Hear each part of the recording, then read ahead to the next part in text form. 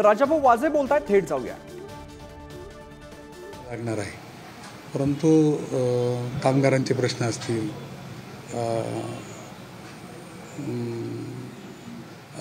उद्योजकांचे, खास करून शेतकऱ्यांचे जास्त प्रश्न मोठे आहेत, शेतकऱ्यांचे प्रश्न असतील, हे सर्वच आता सर्वजण त्याच्यावरच काम करतायत आणि मी 10-12 वर्षापासून तेच काम करतो आहे. त्याच्यामुळं मला वाटतं की हे काही नवीन नाही.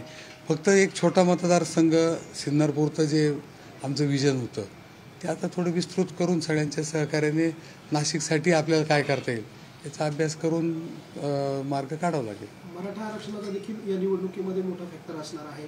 ते सगळं आपल्याला वाटतं का त्याचा परिणाम या निवडणुकीमध्ये दिसेल किंवा ते मतं तुम्हाला खेचण्यात यश मिळेल?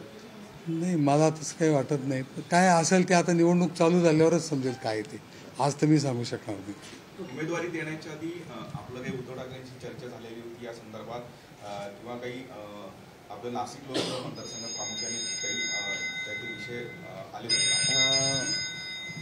सरळ सांगायचं, खरं सांगायचं म्हणजे माझी कोणतीही चर्चा झालेली नाही.